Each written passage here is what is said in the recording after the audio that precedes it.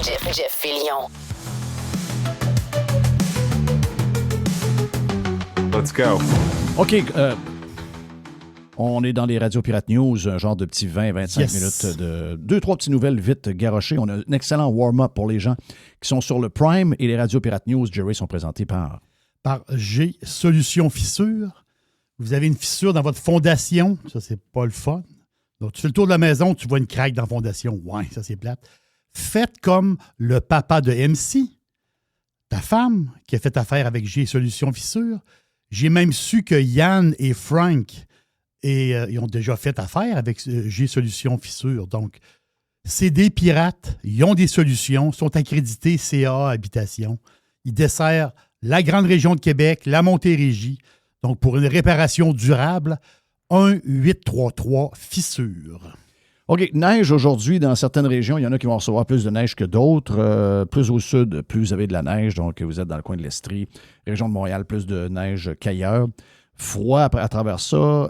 Hydro-Québec qui a été sur le bord de manquer de courant. On nous a essayé de nous rassurer hier. Ben non, on a du lousse en masse. On est correct, il n'y a pas de problème. De plus en plus de pannes avec des journées de météo quand même pas trop, tu sais, c'est pas des grands vents tant que ça, pas des gros orages tant que ça, pas de la neige tant que ça, mais malgré ça, le réseau est de plus. Donc, je vous dis ça de même, mais si vous avez quelques piastres de côté, peut-être investir dans un... dépendamment du système que vous avez besoin. Qu'est-ce que vous avez besoin? Peut-être que vous avez besoin juste de celle que vous allez trouver au Home Depot quand vous rentrez dans la section des 2x4. Là, il y en a plein empilés une par-dessus l'autre. Peut-être que cette génératrice-là fait pour vous. Ou encore, vous voulez avoir, mettons, les grosses à 20-22 000 20-24 kilowatts même, branchées sur un système qui fait le switch de manière... regarde, vous ne sentez absolument rien. Mais vous aurez besoin de ça. Vous aurez besoin de ça. Et ces salauds-là nous annoncent à travers ça, donc, ils ne nous annoncent pas, mais on sait très bien comment ça marche. On sait très bien comment ça marche. Quand on voit dans les médias que ça parle d'électricité, ça parle de production d'électricité, parce qu'on en parle de plus en plus. Même nous autres, on le fait, Jerry, on le fait avec nos intervenants. De plus en plus, on parle de l'énergie. Si vous pognez le podcast qu'on a avec notre chum Joe Hamel, vous avez 2 blocs de Joe Hamel aujourd'hui dans la version live de Radio Pirate, 1h15 dans la version Prime à jaser avec Joe. On en parle d'énergie. Comment le Québec devrait être un leader, comment le Québec devrait être... Tu sais, on devrait être l'envie du reste du monde. Les gens devraient nous pointer en disant, on devrait être l'Arabie saoudite de l'électricité. On devrait, avec ce qu'on a, avec les richesses naturelles que, je ne sais pas qui nous organisait ça, mais il y a bien des affaires qu'on n'a pas. On n'a pas de palmiers, on n'a pas le soleil 365 jours par année, on n'a pas des températures à 20 degrés en moyenne, on n'a pas ça. Mais il y a une chose qu'on a. On a des rivières à pocheter, on a la nature, on a des choses dans le sol que bien des gens aimeraient qu'on ait. On est même capable à certains endroits de faire pousser des affaires. On a quand même pas si mal. On est quand même organisé pour être extrêmement riche. Et en ce moment, on devrait être ceux que, mettons, les États-Unis d'Amérique. Qu'est-ce qu'il y a avec les États-Unis d'Amérique? Les États-Unis d'Amérique ont besoin de courant. Ils ont besoin de courant pourquoi? Ils ont besoin de courant pour toutes les affaires alentour de l'AI, toutes les affaires alentour des compagnies techno. Beaucoup de demandes de courant. Donc, ils vont réussir à s'auto-fournir. Ils vont réussir à développer des choses. Ils vont repartir des patentes qu'ils avaient mis soit en attente ou encore qui avaient arrêté. Exactement. Ils vont faire des choses. Tu sais, tu as raconté l'histoire dans l'État de New York de cette... Le Three Mile Island. Exact. Donc, le plan nucléaire qu'il y a là, le plan nucléaire va être ouvert. Il va être utilisé quasiment à 100% par Microsoft. Exactement. Exactement. Écoute, ils sont tellement à la recherche d'énergie que le boss de Google vient de dire, il y a quelques heures, OK? Le boss de Google vient de dire il y a quelques heures, on est à 10 ans d'avoir des centres de données qui ne sont pas sur la Terre. Wow! OK. Donc, centres de données se promènent alentour de la Terre. C'est incroyable. Hein? Ils vont capter l'énergie du soleil pour pouvoir fonctionner. Exact. On est là. Donc, ils ont-tu besoin d'énergie, tu penses? C'est épouvantable. Qu'est-ce qu'on a fait? Je t'expliquais qu'il y a un gros... comment dire... je ne me rappelle pas c'est quelle compagnie. Mais pour l'AI, un gros centre qui va rouvrir au Texas. Et dans le projet, ça c'est capoté, dans le projet, ils vont chercher le gaz naturel dans le sol. Ils vont faire une usine, autrement dit, de gaz naturel pour fabriquer de l'électricité, pour fournir le centre de données. Donc, dans le projet même du centre de données, il y a un projet énergétique. Ça prouve que, tu sais, eux autres, ils disent... Ouais, c'est de la recherche. On veut pas... On va en avoir un ici, à quelques kilomètres de ma maison. Ça va être un des plus gros dans l'Est des États-Unis. On parle d'un investissement de je ne sais pas combien de milliards. Et toute l'électricité alentour de ces méga centres de AI, données, etc., sera que du panneau solaire. Là. Oui. Donc, il se passe quelque chose. C'est ça qu'on veut vous dire. Il se passe quelque chose. Mais c'est bizarre, Jeff, il faut le dire. Là. Nous autres, depuis notre enfance, on se fait dire qu'on est les kings du courant électrique. Là. Oui. Et là, on vient d'être testé. Christophe, c'est là, on est comme fragile. Mais on ne devrait pas être fragile. Tu sais, au fil des années, on devrait être encore plus fort qu'on était en 1975, Calvas. Mais ça. C'est quoi cette histoire-là? Là? On devrait être les kings que quand on a des gens, mettons, de tel État qui appellent, ou encore, on devrait carrément être la place où tous ces centres de données-là s'installent. Ben voyons. Tu sais, on a une température tempérée. Ça veut dire quoi, ça? Ben, tempérée, même quasiment nordique. Ça veut dire qu'il y a une grande partie de l'année qui n'ont même pas besoin de climatiser. Là. Ils ont juste à aller prendre l'air de dehors. C'est ça. Pour refroidir la patente. C'est un avantage énorme. Et malgré ça, on n'a pas été capable de rien attirer de vrai. Oui, on a un ou deux ou trois, mais on devrait être the place en Amérique du Nord. Électricité abondante, électricité à bon marché, climat qui fait que 8 mois par année, on n'a pas besoin de prendre aucune énergie pour climatiser la place. On devrait être le paradis de l'AI, le paradis des centres de données. C'est ça qu'on devrait être. Mais là, qu'est-ce que ça nous a permis de voir? Ça nous a permis de voir que finalement, tout ce qu'on vous a raconté pendant 30-40 ans, on était des hosties de menteurs, on est des tout croches. C'est ça qu'on va voir. Et là, ben, on est tellement dans la marde qu'on a nous-mêmes besoin de on a besoin d'électricité pour, si on veut être là, si on veut être de ce qui se passe en ce moment, juste pour nos propres besoins, pour des projets locaux. Une chance. On est une place où il n'y a pas d'investissement étranger ou presque. C'est plate, là. C'est triste en crise. Mais il n'y a pas d'investissement étranger. Imaginez-vous si on avait une place qui roulait économiquement pour vrai, on n'aurait plus de courant. Une chance qu'on n'est pas bon. Ils sont moins dans la marde à cause de ça. Si on était bon, on serait crissement dans la marde. Il y en a qui vont dire, ouais, mais si on était bon, on aurait probablement en construction 6 méga-barrages comme la Romaine quelque part au Québec. Là. C'est ça qu'on ferait. Oui, vous avez raison. Mais là, on est limite. Là.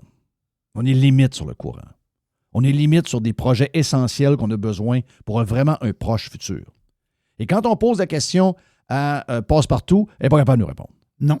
Combien tel projet va prendre de courant? Combien il nous en reste on the side? On a vu cette semaine qu'on a manqué être en crise.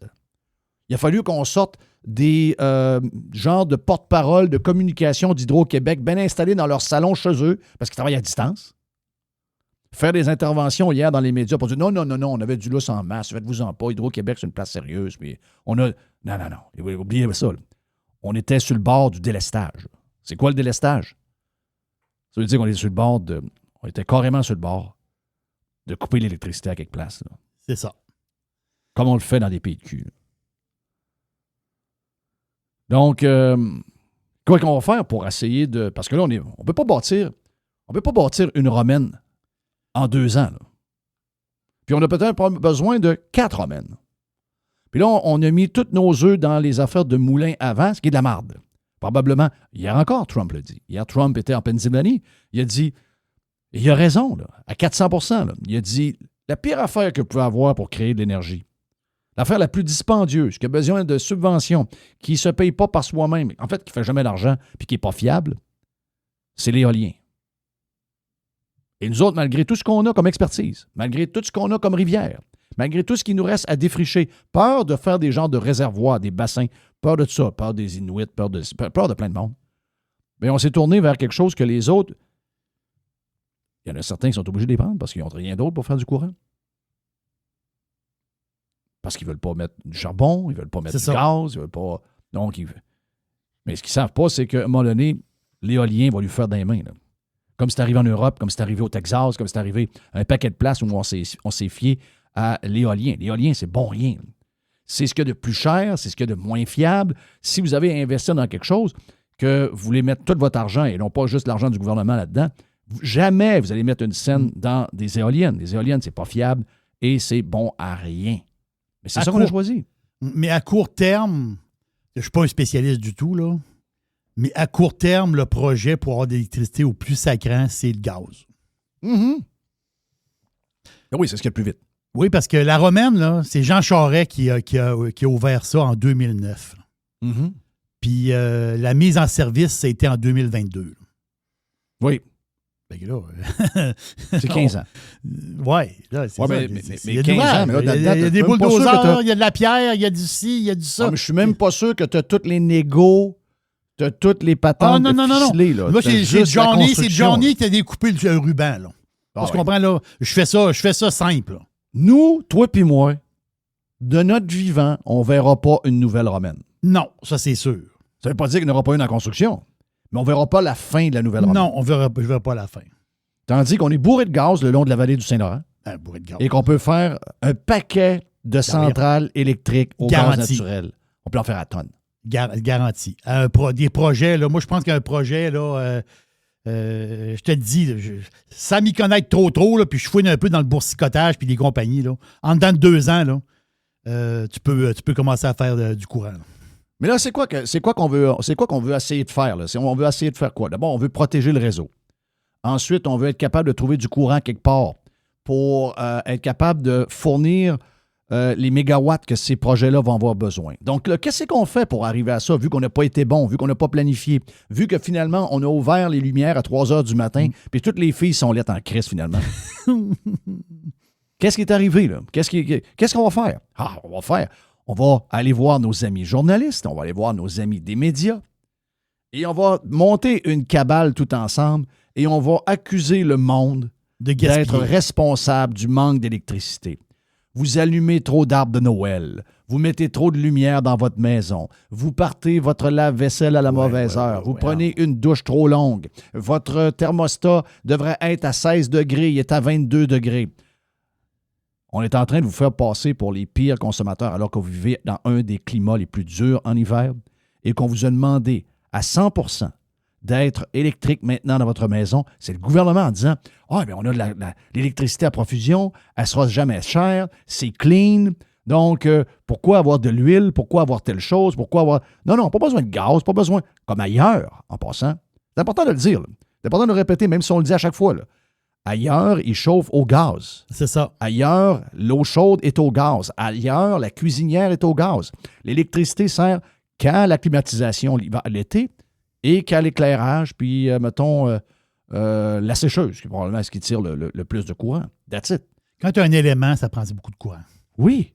Une sécheuse, ça prend du courant. On aurait dû s'en douter qu'une fois qu'on allait tout être esclave de Hydro-Québec et du gouvernement, que finalement, il allait commencer à nous rentrer dans la tête que l'électricité... Parce que là, c'est ça, là.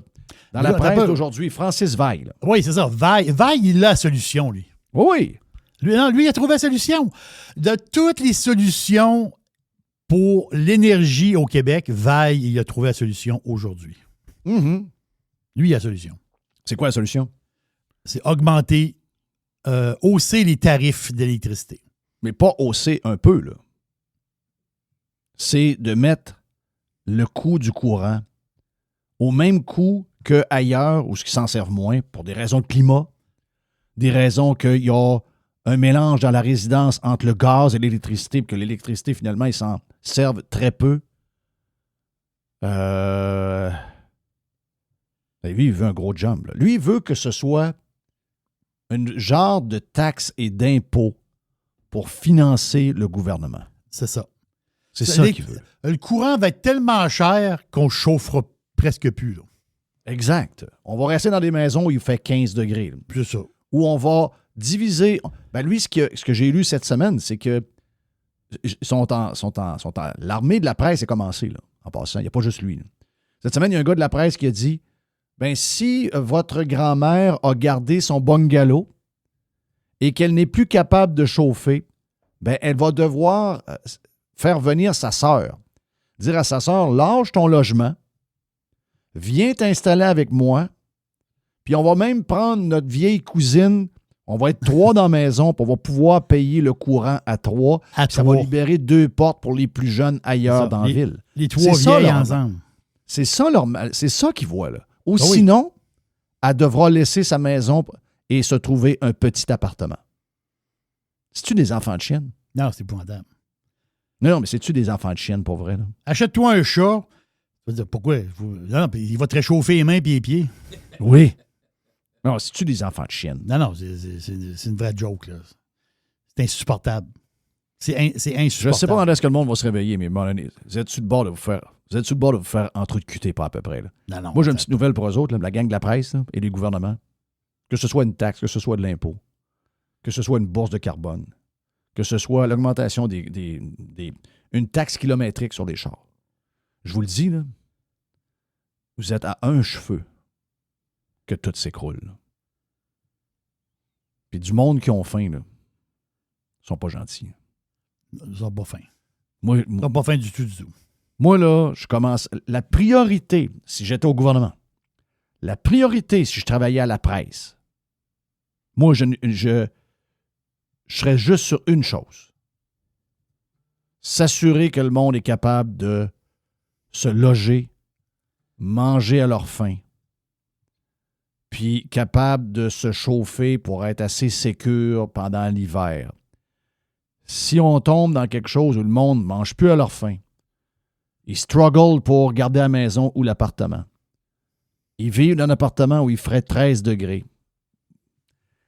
Je trouve que Je sais que les Québécois, c'est un peuple éteint. On l'a vu pendant la COVID. Là. C'est un des peuples qui se fait le plus dominer par la classe politique et les médias depuis, pas juste la COVID, depuis longtemps. Mais la COVID, il était assez coussiné pareil. Là. L'argent rentrait, puis tu étais au chaud, puis tu avais de l'argent pour t'acheter de la farine. Mais sérieux, là, vous jouez avec... Tu sais, dans le temps, on disait, tu joues avec les poignées de ta tombe, là.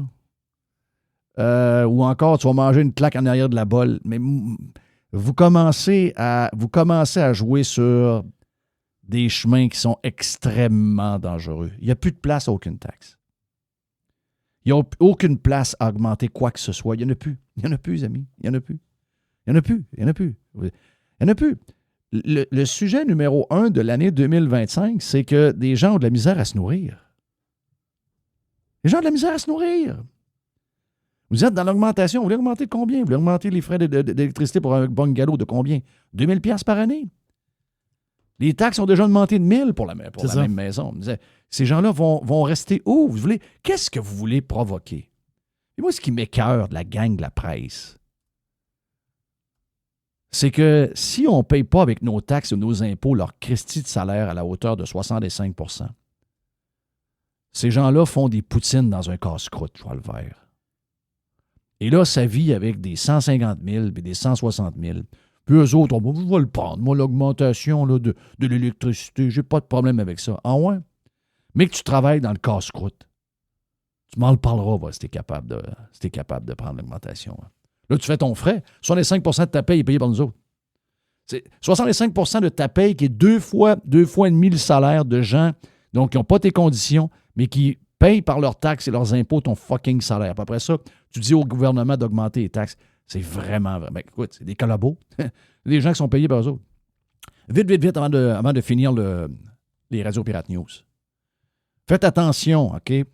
Texte ce matin dans le Journal de Montréal et dans TVA Nouvelles sur François Legault, où il y aurait une mutinerie à l'intérieur du parti, où certaines personnes parlent de voir François Legault quitter aux alentours des fêtes ou un peu après les fêtes, avant le 15 janvier, en fait. Je vous avise tout de suite que ce texte-là, c'est de l'AI, là. OK? C'est un texte fake news all the way. On ne peut plus tolérer ça. Parce que là, c'est dans le parti politique qu'on haït. OK, les Québécois n'aiment pas François Legault. Les Québécois, en fait, les Québécois aiment les dernières idées là, sur les syndicats, un paquet d'affaires que les caquistes ont faites, mais ils sont plus capables de voir François Legault en peinture. C'est ça l'expression québécoise? Oui. Ils sont plus capables. Mais le texte qu'il y a là, c'est un texte d'AI. C'est un texte de bullshit. Là.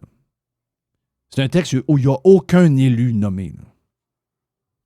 Ça, c'est un texte qui est inventé de A à Z. Je ne suis pas en train de défendre la CAQ, là, mais je suis en train de vous montrer comment Québécois va fonctionner d'ici l'élection pour s'assurer que même s'ils ont quelqu'un de pas trop solide avec PSPP, un peu fragile, que c'est leur homme et c'est le parti qu'ils veulent voir au pouvoir. Ils ont abandonné la CAQ une fois que les chèques ont été coupés et qui sont en mission pour le PQ. Ça a toujours été... Ça a été une histoire bizarre, la CAQ, parce que c'est un genre de PQ déguisé, la CAQ. Donc, c'est pour ça qu'il y a eu des atomes crochus. PQ 2.0, comme. Bon, c'est ça, c'est le PQ 2.0, puis il y a eu aussi des millions de dollars qui ont été donnés de la CAQ pendant la COVID à Québécois. Ça a été là leurs meilleures années en passant. Donc, les médias ont été subventionnés pendant la COVID pour avoir le discours de la CAQ, et ça a fonctionné. Là.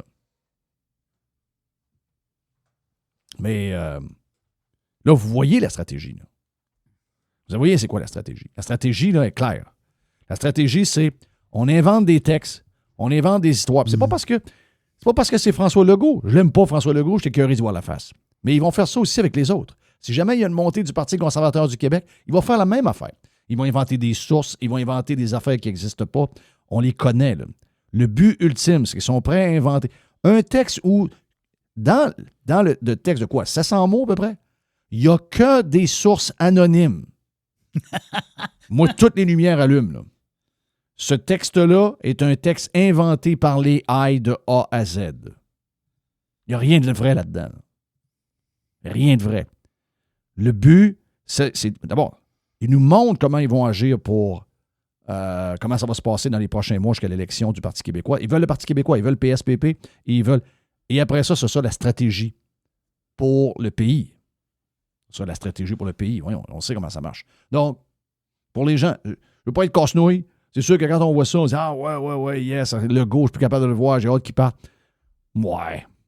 Tu sais, je retiens... S'il y a un bout qui semble vrai là-dedans, c'est le dernier paragraphe, où il y a un gars qui a dit que François Legault a fait un genre de discours, puis après ça, il y a un gars qui s'est levé, qui était un député. Encore là, c'est toutes des sources anonymes. Est-ce que ça existe pour vrai? Mais ça dit, le député s'est levé, puis il a fait l'éloge de François Legault, puis il a dit, c'est notre homme, puis c'est notre meilleur, puis nous autres, on est derrière lui. Et tous les députés se sont levés, puis ont applaudi. S'il y a un bout de vrai, c'est peut-être ce bout-là. Donc, vous allez avoir François Legault, OK, il va être là. Je sais pourquoi le Québécois fait ça. Ils ont vu dans les 2 dernières semaines que PSPP est plus fragile qu'ils pensaient, que PSPP peut avoir ses moments et que la montée du Parti québécois, même aidée par les sondages de Léger Marketing, elle est quand même assez fragile et qu'avec la débandade totale du Parti libéral, il est possible que la CAQ, même avec François Legault, glisse à travers tout le monde, se faufile à travers tout le monde et se ramasse au pouvoir avec un genre de gouvernement minoritaire. Moi, je pense qu'ils sont à un chèque de 500$ que ça arrive. Avec tous les pas bons qu'il y a alentour, c'est une possibilité. Donc, c'est probablement ce que Québécois voit. Donc, on n'a pas à se réjouir de ce qui se passe. Il faut plutôt faire attention à la gang de Québécois. On sait comment ils sont pour mettre les 2 mains dans, je dirais, la démocratie. Ils sont incroyables. Donc, voilà pour les Radio Pirate News d'aujourd'hui, mon ami Jerry, présenté par G Solutions Fissures, accrédité CAA Habitation, partout dans la grande région de Québec, partout en Montérégie. Tu sais, Jeff, tu peux avoir une fissure sur ta fondation de maison. Tu peux avoir aussi une fissure dans ton perron. Tu as un perron, il y a une craque qui t'énerve. Tu dis, ça m'inquiète. Si tu as une fissure quelque part, G Solutions Fissures a la solution. On peut les rejoindre à 1-833-Fissure.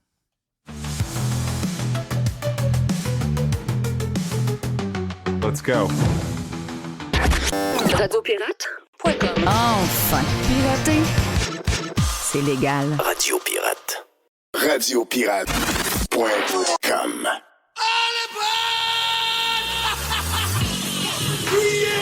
Priez pour vos vies. Bitcoin.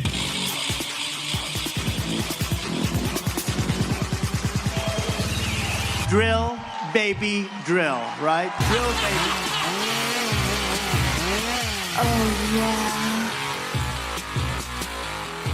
Joe, t'es salué, mon ami Joe. Comment tu vas de ton bord? Yes. Moi, qu'est-ce qui se passe de beau dans le temps des fêtes, le temps de Noël? Est-ce que c'est bien Noël de ton bord? Écoute, ça commence, là. On commence à avoir des petits lunchs de Noël, des petites soirées. Ça s'accélère d'ici les fêtes. Moi, je vais dans une région de magnifique région de Québec pendant le temps des fêtes. Donc, je vais sûrement croiser quelques pirates à gauche et à droite. Mais écoute, c'est pas chaud ici à Montréal. Je veux te dire que hier, c'était pas loin de moins 25. Hashtag le dernier hiver se fait encore attendre. Oui, c'est sûr. Imagine-toi. Puis là, il y a un petit 20 cm qui s'en vient en plus. Donc, un début d'hiver. Ben, comme ça arrive une fois 10-12 ans, c'est comme si ça allait plus arriver. Donc, ils sont fourrés avec leurs affaires. Mais dans ce temps-là, comme tu peux constater, ils sont très, très, très silencieux. Quand c'est, mettons, au mois de mai, 15 degrés de plus que la moyenne normale, ils vont vous casser les oreilles avec ça à tous les heures, à tous les 15 minutes aux nouvelles pour vous dire qu'on vit quelque chose de catastrophique. Quand c'est l'inverse, quand on est 15 degrés en bas des normales, c'est comme s'il n'y arrivait rien. C'est comme si il ne faut pas en parler parce que ça brise tout le narratif climatique. D'ailleurs, en parlant de ça, c'est un sujet qui devient de plus en plus évident qu'à un moment donné, ça va devoir être traité, toute l'histoire du narratif climatique. Je posais la question cette semaine dans un podcast, je ne me rappelle pas quelle journée, mais je posais la question, quel sera le premier politicien québécois ou canadien qui va embarquer? Trump le fait. Il n'y a aucune peur de se faire traiter de climato-sceptique. En fait, ils ne l'appellent même pas de même parce qu'ils savent qu'ils vont perdre leur temps.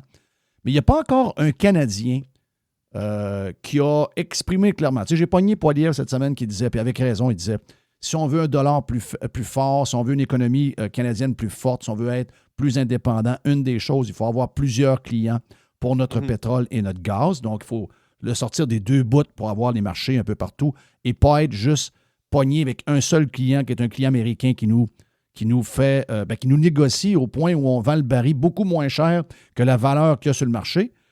Donc, ça fait que le dollar canadien est un dollar qui est plus faible. Donc, ça, en partant, c'est bon.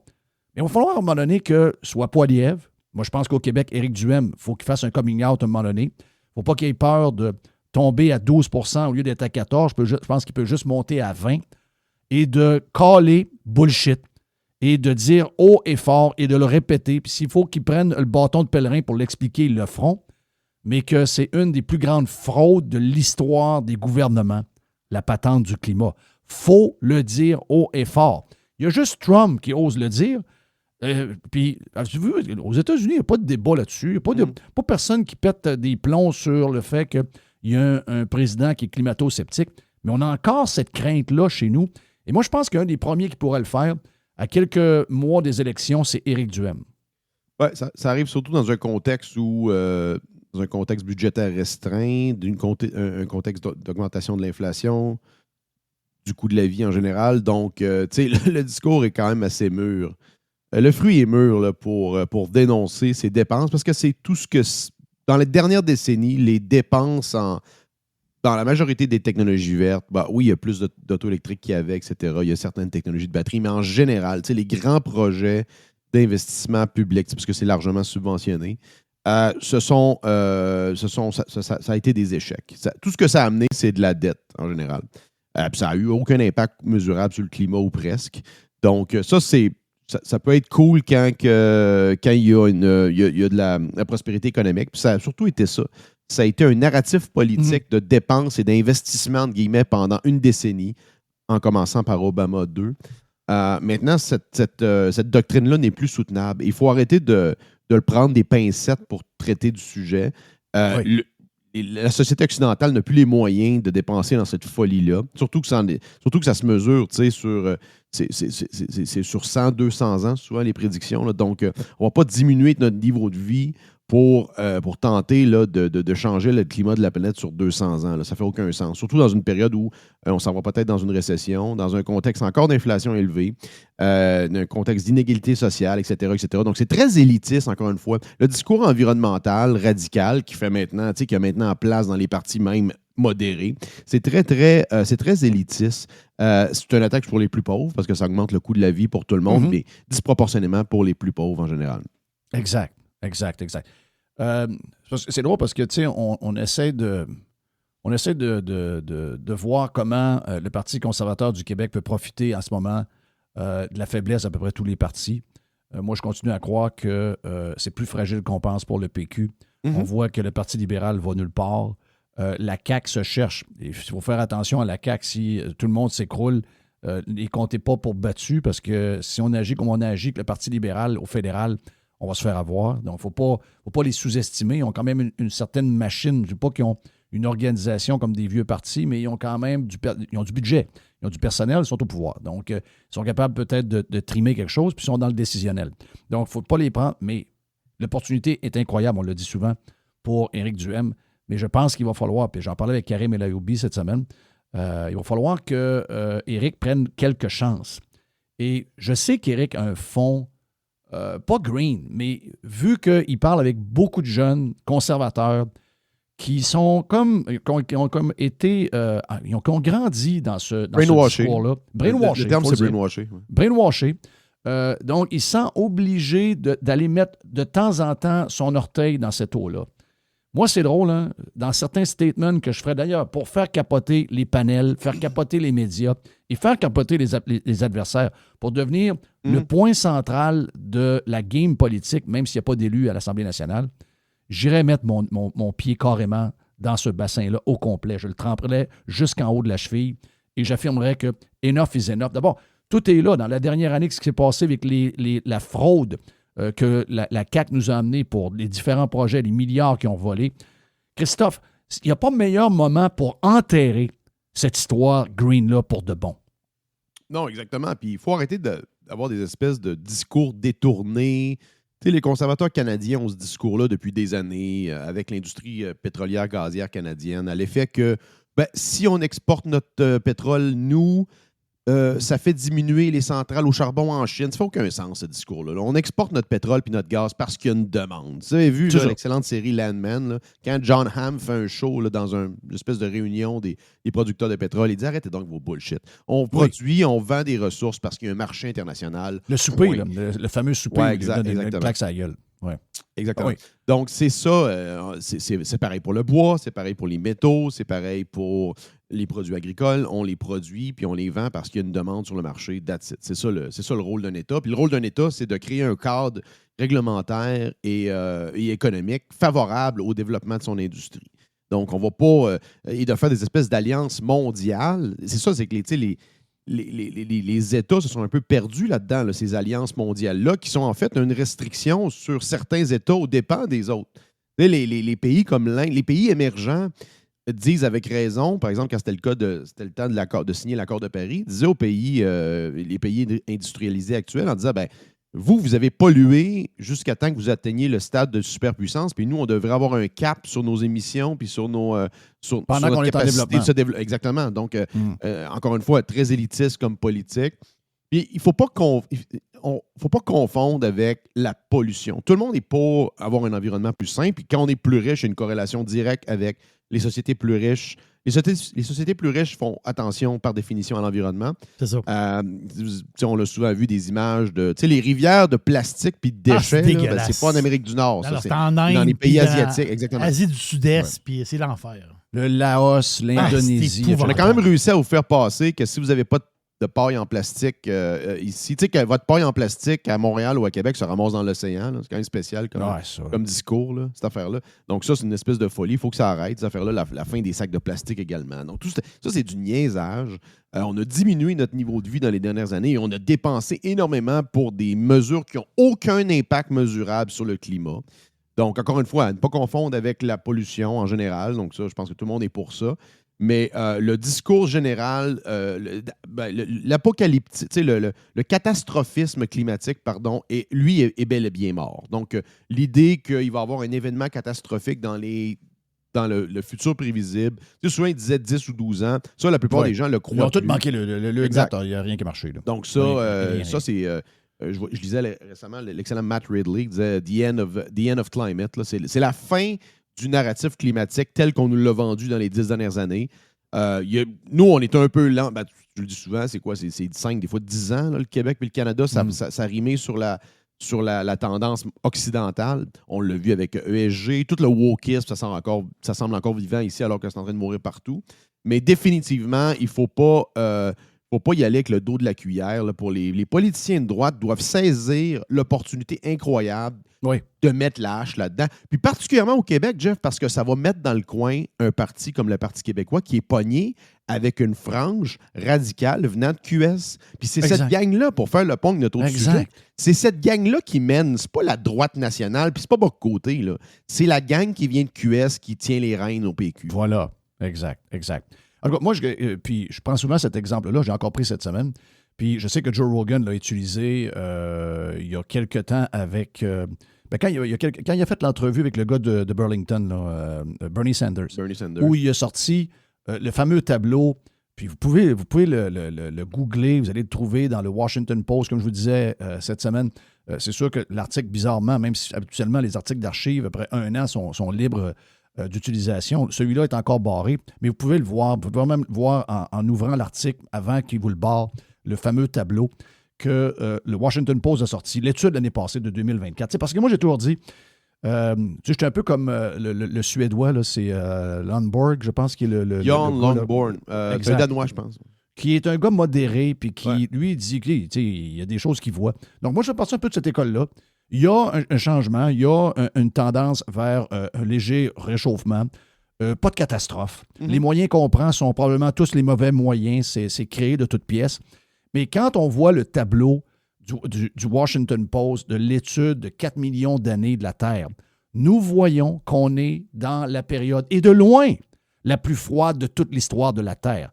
Et que l'augmentation que nous vivons en ce moment, c'est minime par rapport à l'endroit où on devrait être quand on est dans le climat moyen de l'histoire de la Terre. Donc, très bonne nouvelle, finalement, qu'on se réchauffe légèrement au lieu de se refroidir, parce que là, ça aurait été dangereux.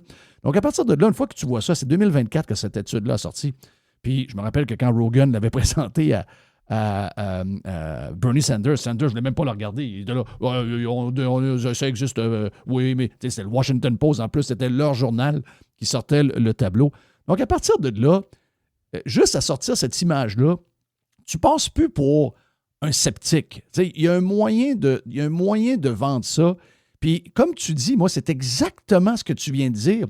Moi, je me dis, ça fait partie des sujets où tu peux embarrasser tes poursuivants ou les gens que tu poursuis. Donc, les autres partis, le Parti québécois, d'une certaine mesure, la CAQ, qui nous a fait vivre la tout ça CAQ pour des est poignée dernières... là-dedans aussi. La CAQ est poignée là-dedans.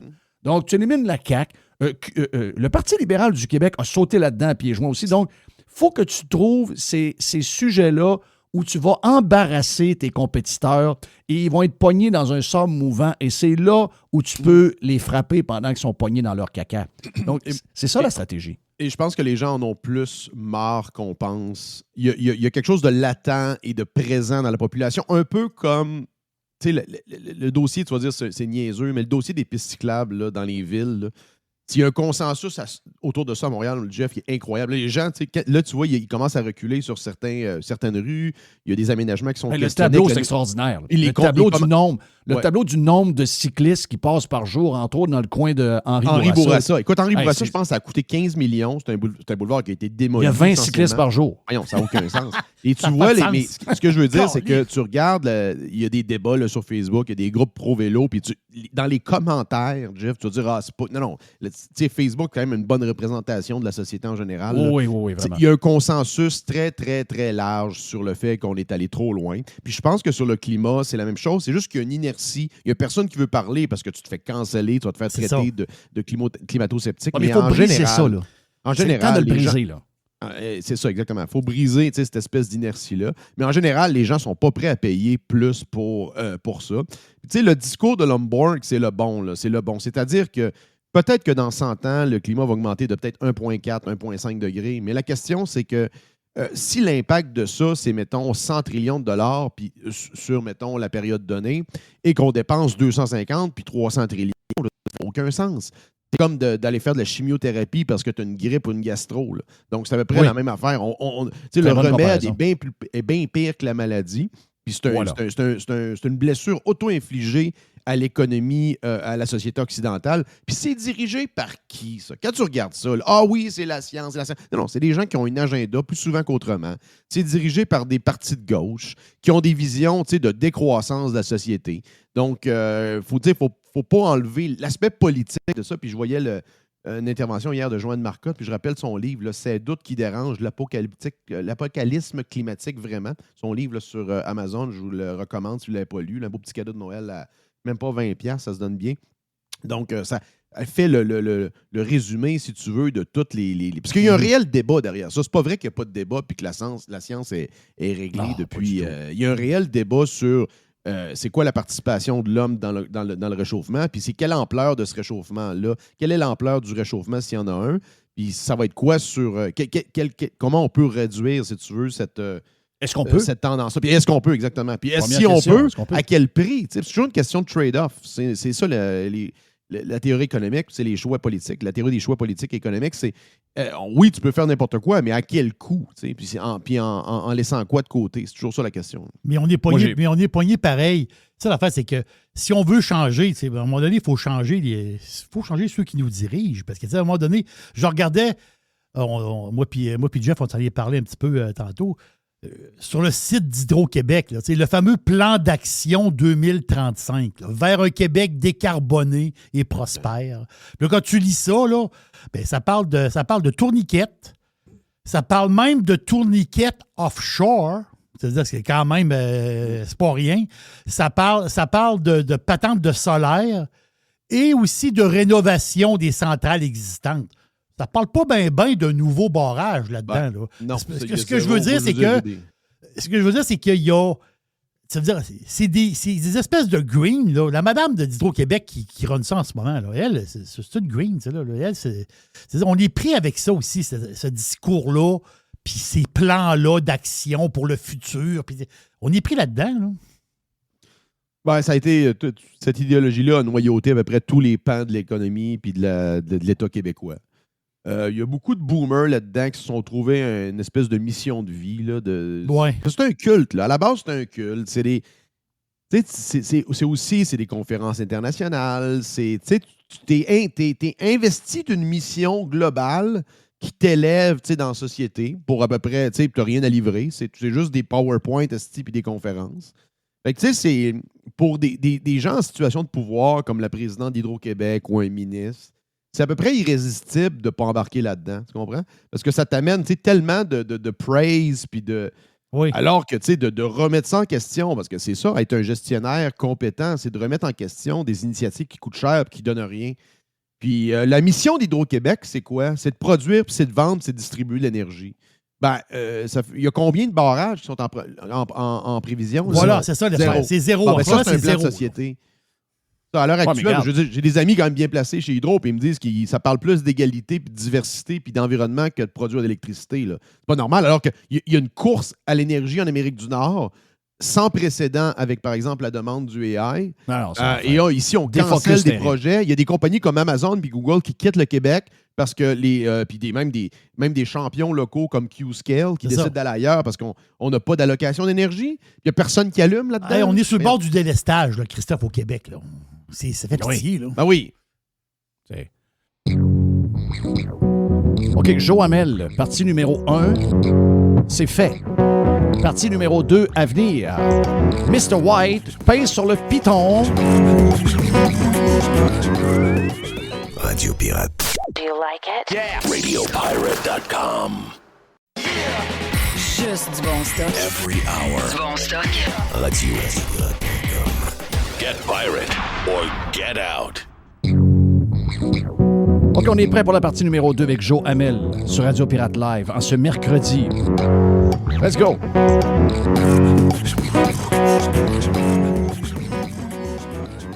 Mais mettons que, justement, Éric dépose. Moi, je suis toujours je suis dans mon mood. Éric doit prendre. Puis Karim me dit, l'autre fois, il me dit, j'ai l'impression des fois que tu abandonnes le PCQ. Je n'abandonne pas le PCQ. J'essaie de brasser le PCQ de l'intérieur parce que je vois une opportunité incroyable. Donc, comment on fait pour shaker la baraque? J'ai pas de problème avec les annonces de Poutine pour saluer mon amie Catherine Morissette qui va être sa candidate dans Chicoutimi. Pas de problème, j'aime ça, ce genre de patente-là. Mais au-delà de ça, si, mettons, on utilise ce qui se passe, puis justement, on vient de parler d'Hydro-Québec, et que Éric nous dépose quelque chose qui nous dit « Voici mon plan énergétique pour le Québec. » Oui. Quelque chose d'officiel, OK? Ah oui. Voici ce que c'est. Il n'y aura plus d'EI. Il n'y aura plus d'histoire de greenitude. On va faire des barrages. On va rouvrir la centrale nucléaire. On va changer les centrales actuelles qui sont sous-performantes en raison des turbines qui vieillissent. On ne commencera pas à écœurer le monde qui consomme moins. On ne commencera pas à leur parler de la longueur de leur douche. On ne commencera pas à parler du chauffage dans leur salon. On ne les écœurera pas. On va produire du courant au meilleur prix. On va devenir un joueur sur la scène nord-américaine parce qu'actuellement, il y a une course à l'énergie, comme tu viens de dire, Joe. Moi, je pense qu'il faut provoquer ces affaires-là. Et en parlant de ça, donc tu viens de flusher le climat, tu viens de flusher le DEI, tu viens de refocuser Hydro-Québec.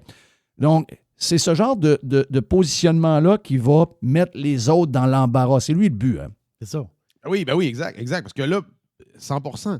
Tu sais, recentrer le Québec sur ses priorités, qu'est-ce qui a fait que... Parce que le Québec, je veux dire, vous faites du Québec bashing, on n'est jamais bon. Non, c'est pas vrai.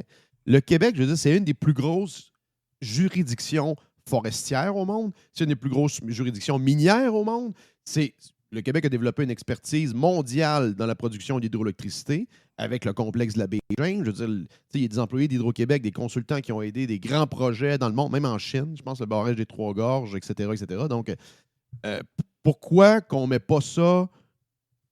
Pourquoi que ça, pourquoi c'est pas ramené à l'avant-plan pour faire une poursuite de la vision de Québec leader en termes de développement de ressources puis de production d'énergie? Pourquoi qu'on est devenu une espèce d'État administratif obèse ou genre ça va devenir une espèce d'État de stagnation / décroissance? Là? Pourquoi qu'on ne poursuit pas sur l'élan qui avait été lancé pendant fin des années 70, début 80? Il y avait quand même un élan au Québec un certain consensus à l'effet que oui, il faut se développer. On a des outils.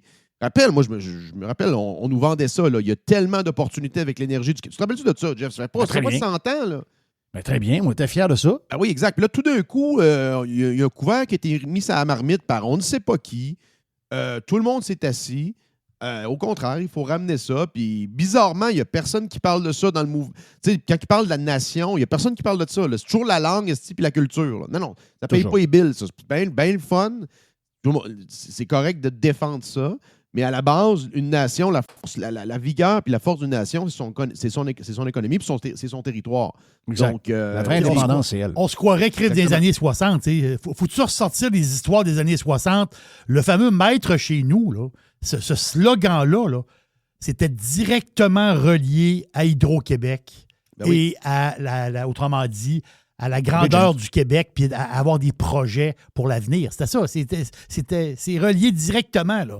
Tu regardes l'histoire du Parti libéral avec Le Sage, après ça, avec Bourassa, Lévesque, Christophe. C'est dans cette lignée-là. Là, tu veux dire que le Québec, on va le bâtir. Le Québec, on a un potentiel énorme. Faut-tu ressortir ce discours-là? Est-ce que Duhem peut ressortir un discours comme ça? Moi, je pense que ça peut être payant.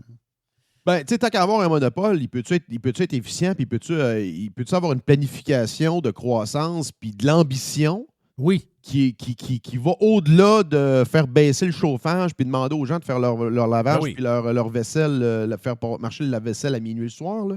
C'est tout ça, là, le maître chez nous, c'est tout le monde au monde de faire la vaisselle. Il y a un message de décroissance derrière l'histoire de l'énergie qui m'écoeure. Mais ça, c'est exactement. Puis il y a beaucoup de propagande là-dedans. Comme je te dis, ces institutions-là ont été noyautées par des radicaux. Oui. Puis à peu près toutes les institutions de l'État. Il faut dépolitiser la caisse. faut Ouais, dépolitiser. En fait, il faut abolir une bonne partie d'investissement à Québec également. Là. Mais regarde, puis c'est ça le je vais message. plus loin, du PCQ. je vais plus loin mettons, dans le plan de Éric. Il faut rajouter. Écoute, je connais pas l'histoire du pétrole, OK? Je suis pas assez ferré là-dessus, mais je sais une chose, le gaz, pas mal là. Le gaz, c'est le temps de le faire. Et que je sais que le gouvernement est mainmise dans Gaz Métro, là, il y a un nouveau nom, là, Énergie, je sais pas, je pense que c'est ça. C'est la gang qui vend du gaz, mais qui veulent pas qu'on sache qu'ils vendent du gaz. Ben, ils vont voir leurs clients pour qu'ils arrêtent d'acheter du gaz d'eux autres. Je me rappellerai toujours, je ne sais pas si Mr. White a encore cet audio-là, mais c'est incroyable. Ça, c'est un des audios les plus incroyables. Mais là, mettons qu'on décide, OK, vous ne voulez pas avoir de tuyaux de l'Ouest pour shipper le gaz naturel liquéfié vers l'Europe ou les marchés qui en veulent? Parfait, on va sortir le nôtre. On va sortir le nôtre, puis on va mettre l'usine à Grand-Anse, puis donc Grand-Anse-Saguenay, puis on va la faire comme prévu, puis on va sortir le gaz à partir de là. On va le faire. Donc, et ça, là, d'arriver avec ça, parce que moi, ce que ça va peut-être nous amener vers les deux autres sujets que tu as, Joe, c'est que là, avec toute l'histoire de culture, chaque fois qu'il y a un sujet, je trouve que les autres partis sautent dessus pour prendre toute la place. Ils réussissent avec des sujets qui sont anodins. Tu sais, la nomination de Mark Miller. Oui. OK, le gars, c'est un bizarre. Le gars, c'est pas fort. Ami de PSPP, collègue de classe de PSPP, dont ils se connaissent très bien. Mais ce que je veux dire, c'est que le Parti québécois réussit, malgré la controverse, malgré le fait que Radio-Canada va brasser un peu son chef ou que les artistes le brassent, c'est que le PQ devient... sont sûrs, puis moi, on le sait, là, la minute que ce soit bien ou que ce soit mal, quand c'est toi qui es toujours là, tu fais juste monter. Mhm. Même si on a l'impression qu'ils se font brasser, tu fais juste monter. Et pendant que ces gens-là sont là, toi, tu n'es pas en train de rien gagner, tu es dans l'oubli. Et c'est ça que j'ai peur. Actuellement, c'est un peu ce qui se passe avec Éric.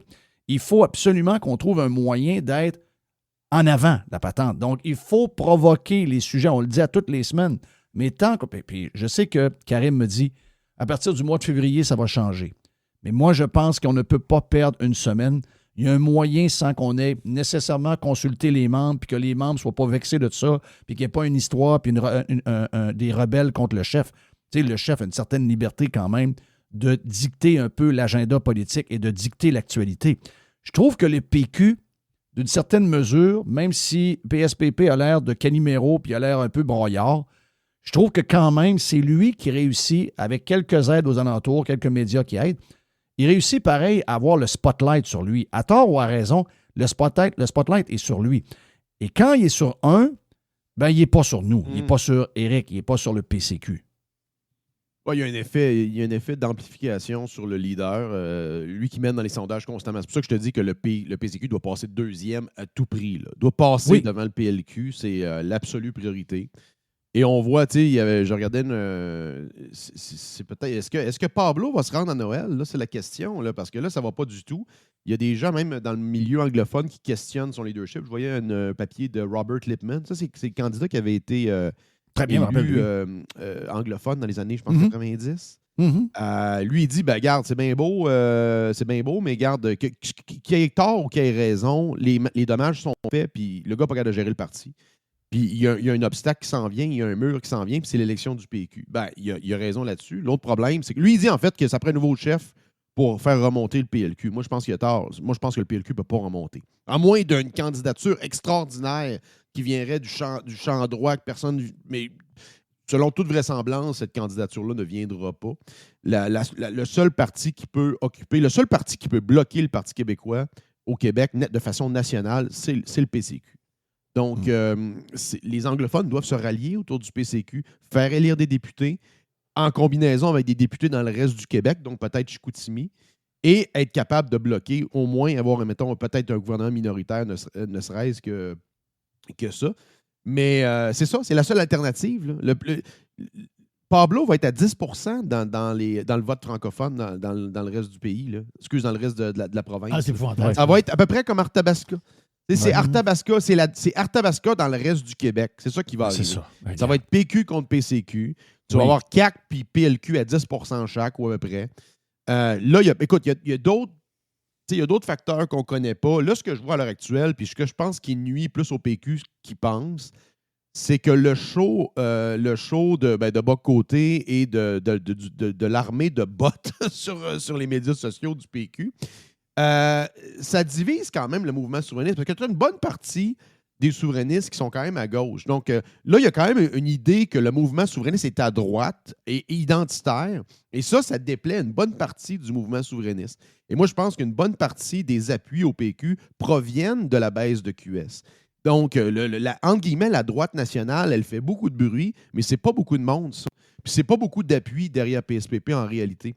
Donc, moi, je pense que si QS remonte, ne serait-ce que quelques pourcents, ça frappe directement le PQ. Et ça, il le sait. Là. D'ailleurs, c'est pour ça que c'est excusé. Il a vu que ça a causé des remous là, dans les milieux culturels. La gauche, le complexe syndicalo-péquiste / culturel. Là, ben, c'est eux, ils ont pas mal plus les mains, ces reines du PQ que la droite nationale. Est-ce que tu penses que c'est dans les culottes de pyjama à PSPP? Est-ce que tu penses que PSPP... Parce que, tu sais, dans les derniers mois, on a fait des efforts pour essayer de rapatrier à l'intérieur de cette famille-là de souverainistes des gens qui arrivent d'un autre horizon, un peu plus conservateurs et un peu plus de droite. Et à chaque fois que des gens ont envoyé le message, comme de quoi que il y a beaucoup de Québécois de droite qui ne se sentent pas très, très canadiens de ce temps-là. Les elbows up les énervent bien gros. Mark Carney les énerve bien gros. Il n'y a pas un attachement bien fort. Ça ne prendrait pas un gros, du gros cruising pour que finalement ces gens-là jump dans l'autobus du oui. Malgré les explications assez claires, des discussions assez claires, ces gens-là ne veulent pas. Pour toutes sortes de raisons, ils ne semblent pas vouloir. Faites-leur confiance. Après, vous aurez le pays que vous voudrez s'il faut. Mais au début, on y va aveuglement, puis on y va avec cette gang de social-démocrates green-là. Mais sincèrement, je ne sais pas où il se situe. PSPP, je ne le connais pas assez. Je ne connais pas son passé tant que ça. Je connais pas. J'ai de la misère à savoir où il est. C'est-tu quelqu'un qui vogue? C'est-tu quelqu'un qui est ancré dans des idées? Je ne sais pas où il est. Mais moi, non, mon feeling, c'est qu'il y a eu l'opportunité dans les derniers mois de sauter dans le bandwagon des gens de droite, des gens plus conservateurs qui en ont rien à foutre du elbows up, puis qui sont pognables. Et en les refusant, moi, je pense qu'aujourd'hui, quand ils regardent les gens sur qui ils comptent pour faire le pays et de voir que c'est une gang de pas fiables et une gang de pas propres, j'ai l'impression qu'il doit peut-être regretter la main qui a été tendue par quelques groupes. Est-ce que je rêve? Il serait bien mieux avec des conservateurs de droite. Ben, le PQ aurait pu aller chercher des appuis moins volatiles. Il aurait pu aller chercher. Il y a une partie des appuis de droite qui étaient à la CAQ à l'époque. Rappelle-toi, le PLQ avait baissé au profit de la CAQ. Le reste la gang de la DQ. Exact. Par définition, des autonomistes / nationalistes. C'est pas des fédéralistes canadiens, c'est pas des gens qui se prennent avec la feuille d'érable. Puis dès qu'on remet en question le projet, compte tenu des politiques du PQ, on nous accuse d'être genre les cheerleaders de Justin Trudeau et de Mark Carney. Déjà, tu vois, ça part pas bien. Là. Alors qu'on est les plus grands critiques de l'État fédéral canadien à l'heure actuelle. C'est ça le dilemme de PSPP à l'heure actuelle. C'est qu'il y a une base qui est contradictoire. Il y a la base QS, il y a l'autre base nationaliste, les chiens enragés du référendum de la dernière chance, qui jappent plus que jamais. Il reste 1 an, là, ces gens-là sont au bout de leur chaîne déjà. Personnellement, les prochains mois, là, ça va être critique. On va voir, premièrement, il n'a pas été challengé encore. Là. Je pense que personne ne se rend compte qu'il y a un référendum qui se dresse devant nous autres. Tu arrêtes les gens dans la rue, là, tu fais un vox pop, puis je pense que les gens ne le savent pas. Ça commence à être soulevé. Ça commence à être soulevé, je voyais dans les conférences des marchés financiers. Ça commence à être soulevé, là, le risque là, sur les bons du Québec, etc. Mais tu sais, c'est pas comme c'était en 94, Jeff, puis comme c'était peut-être en 79 ou en 80. Là. Les gens ne semblent pas réaliser que le parti qui mène dans les sondages, si est majoritaire, propose de faire un référendum. Donc, on dirait que l'actualité puis le débat politique n'est pas encore arrivé au point où PSPP est challengé là-dessus. Je pense que ça va arriver ultimement, c'est inévitable. Et il devra être challengé là-dessus. Et c'est pour ça que le chef, en fait, l'opposant principal au référendum, ça doit être Éric Duhaime. Pas pour dire le Québec ne sera pas un pays. Non. Le Québec n'a pas les moyens d'avoir un référendum maintenant parce que, premièrement, il va être perdant. Puis il va être perdant, puis on est déjà dans un contexte perdant économiquement et socialement dans le contexte actuel nord-américain, avec ce qui se passe en plus avec ce qui se passe avec les États-Unis, avec le Canada. Donc, vous voulez faire une espèce de double whammy, nous enfoncer un référendum perdant dans la gorge. C'est irresponsable, ça. Puis c'est ça que Éric Duhem doit dire. C'est irresponsable de tenir un référendum maintenant. Puis il doit être l'adulte dans la pièce et prendre les rênes du discours économique québécois, comme le faisait le PLQ à l'époque. C'est ça qui a fait gagner des élections. C'est drôle parce que les nationalistes, les chiens enragés du PQ qui nous font la leçon, savez-vous que les Québécois ont donné plus de mandats majoritaires au PLQ qu'au PQ? Puis avec des élus en Gaspésie, au Saguenay, au Lac-Saint-Jean, en Abitibi, même aux îles de la Madeleine, je pense, il y avait un élu du PLQ. Donc, pensez pas que le PLQ, puis les gens qui votent non ou qui votent avec une conscience plus économique, c'est exclusivement la région de Montréal. C'est bien au contraire. Puis c'est là l'espace politique que le PCQ doit occuper. Le terrain que le PLQ a perdu, le PCQ doit l'occuper. C'est pour ça qu'il doit attaquer les anglophones à Montréal. Il doit ravir la région de Québec, la région de la Beauce, la région de Québec étendue. Les régions ressources, historiquement, ont voté pour le PLQ, dont le Saguenay, dont le Lac-Saint-Jean, dont l'Abitibi. Faut reconquérir ces régions-là avec des discours économiques simples. Et tu as raison, parce que Éric peut être ça peut être le meilleur porte-parole du non. Dans le sens que c'est un gars qui a voté 2 fois. Je pense qu'il a voté une fois. La première fois, il était trop jeune. Peut-être trop jeune. Mais il a toujours été dans son il est livre, reconnu c'est comme nationaliste, exactement. Oui, c'est ça, Puis Jeff, moi, je connais plein de monde qui sont des nationalistes, qui adorent Parizeau. Ces gens-là ne parlent pas ces gens-là ne sont pas excités parce qu'il y a un référendum qui s'en vient. En fait, ils se disent, mais c'est quoi cette affaire-là? Ça arrive de où? Là? C'est pas le moment. Si on a l'économie numéro 1 au Canada, si on sort, si on fait tout ce qu'il faut, on a une fiscalité incroyable, il y a des investissements étrangers, ça roule, on s'en parlera. Si on a un pays si on avait une province qui était leader, puis une des plus performantes en Amérique du Nord, ce serait une autre affaire. Mais le timing est très mauvais. Et en plus, on ne trosse pas ceux qui portent le projet. Donc, ça, c'est quelque chose qu'il faut qu'il soit clair. Donc, Éric il ne sera jamais vu comme un fédéraste. C'est ça le mot qu'il utilise? Ouais. Il ne sera jamais vu comme un fédéraste. C'est un gars qui vient de cette gang-là. Donc, ça peut être le meilleur pour expliquer au monde que non, c'est pas qu'on veut pas de pays, c'est que c'est juste pas le temps de le faire là. C'est juste pas le temps d'avoir de référendum. On va juste se faire mal. Puis, regarde, on a beaucoup de choses à faire. On a de l'ordre à mettre dans place avant de vouloir donner des leçons au reste de l'Amérique du Nord, là. Puis créer une monnaie, là, puis tout ce qui va avec. C'est pas sérieux. Là. Le livre bleu du PQ, c'est pas sérieux. Il fait ça pour calmer les chiens enragés, pour montrer que ça avance. Et je continue de penser que quand il devra faire le choix, je continue de penser qu'il va reculer là-dessus. C'est une question de temps. Là. Donc, à suivre. Mais il y a vraiment une opportunité qui se dessine. Ça doit devenir un parti de gouvernance et de rationalité. Ça doit être l'adulte dans la place. Là. Dire, regardez, là, moi, on va recentrer les priorités économiques et politiques au Québec. On va dépolitiser la place. Tout est politique ici, là. On va recommencer à sortir nos ressources. On va recommencer à faire des barrages. Les Québécois, on va recentrer. Tu sais, maître chez nous, c'était ça. C'est être bon dans les secteurs où on a des opportunités. Et il y en a des opportunités. Ce n'est pas le Tchad là, ici. Là. Il y a quand même c'est tellement un mauvais moment pour demander. T'sais, on a l'impression que tout est étouffé. Ce que tu es en train de jaser là, on a déjà eu ça comme vision. On avait mettre chez nous, on développe, on fait des barrages, on sort du stock du sol, tout ce qu'on a, on se met riche. On se met riche. On est dynamique. On amène du monde qui vont investir. On est devenu tout l'inverse de ça. C'est le pire moment d'une histoire de n'importe quelle place dans le monde de devenir un pays. On vient d'envoyer le message qu'au cours des 20-25 dernières années, c'est le paradis de l'immobilisme. C'est le paradis du reculage. Bip, bip, bip, bip, bip. On ne peut pas bâtir à partir de là. C'est impossible. Et ça, qu'ils ne le voient pas, puis je sais qu'ils ont une question de temps. Ils sont comme une femme de 35 ans qui sait qu'elle n'a pas d'enfant puis que là, il faut qu'elle soit enceinte là, sinon il va être trop tard. C'est comme ça qu'ils se sentent en ce moment. Mais je veux dire, faut oui, c'est le référendum de la dernière chance. C'est pour ça qu'ils pognent les nerfs et qu'ils sont volatiles. Tu l'as vu quand ils débattent ça. Parce qu'ailleurs, ils ne se font pas questionner de même.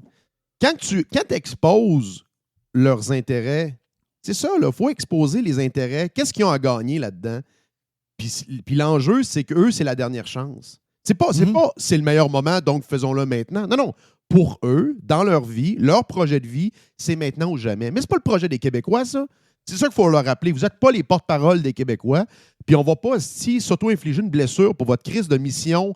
Vous n'êtes pas Jeanne d'Arc, là. Les Jeanne d'Arc du Québec. Non, c'est un contexte socio-économique et politique extrêmement tendu en Amérique du Nord. Le Québec est en queue de peloton, littéralement, des États nord-américains. On ne va pas se crisser une claque d'en face pour vous faire plaisir puis faire un show politique, là.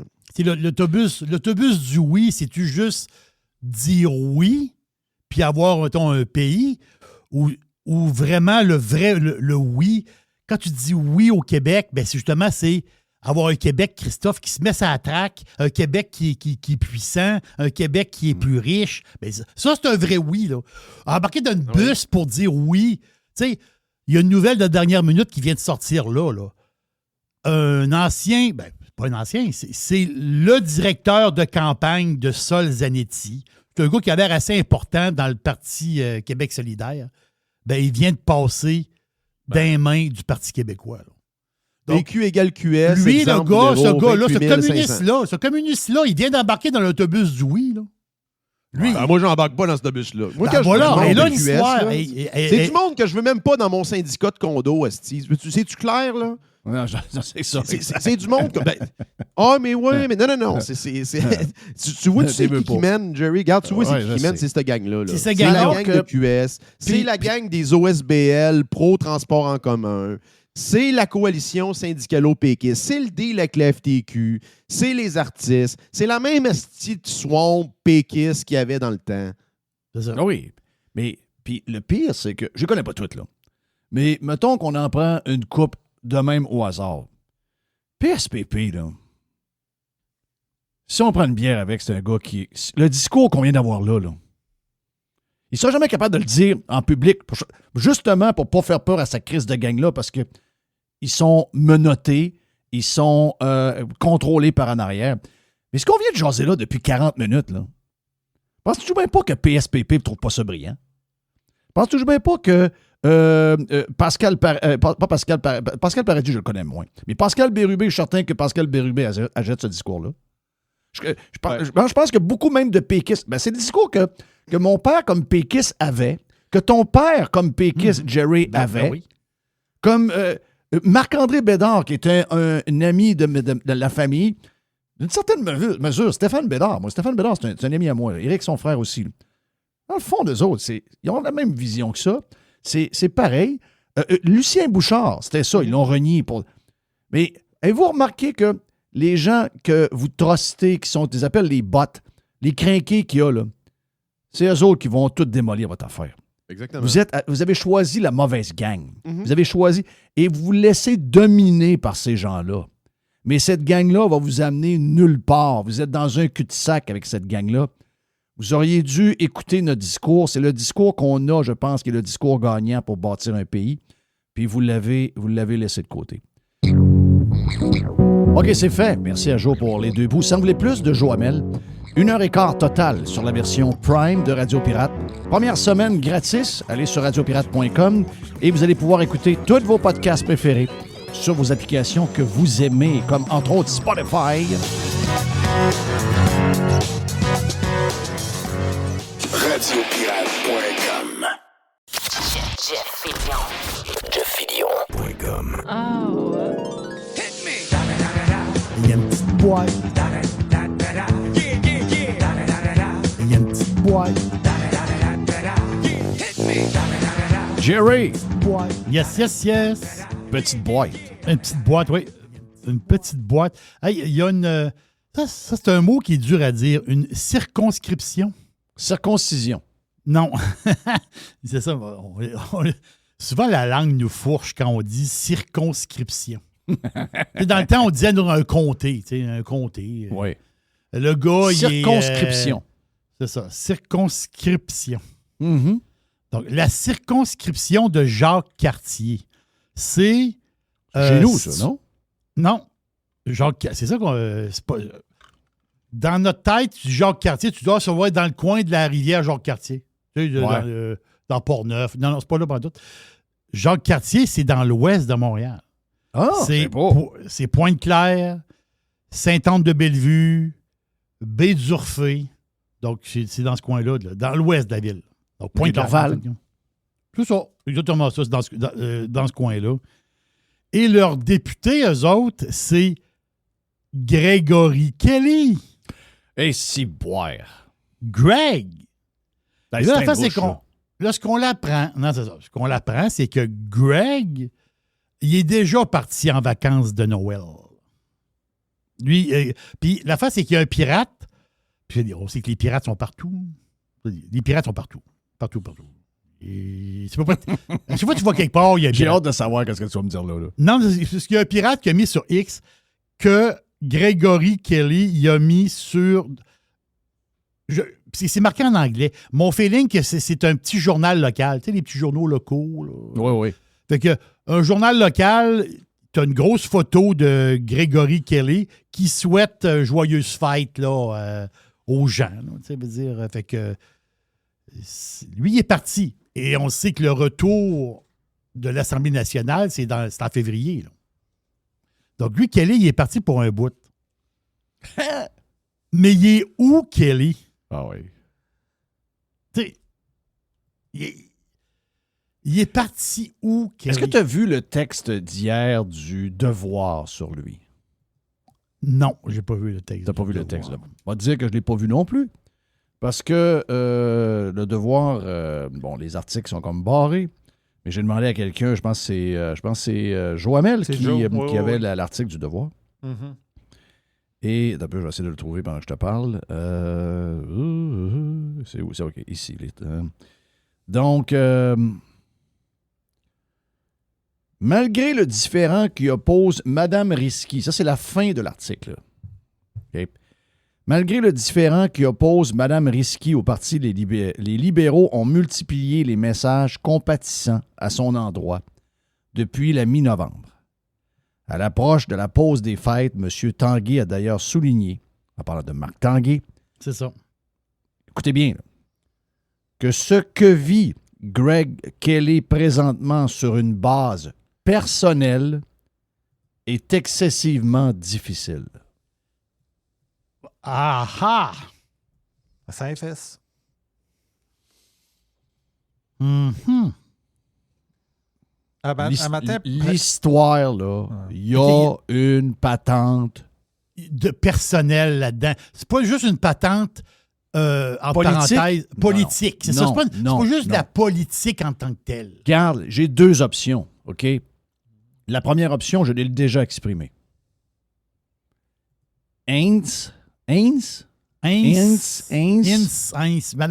Madame Heinz. Le pétage de coche, elle a frenché le chum de l'autre.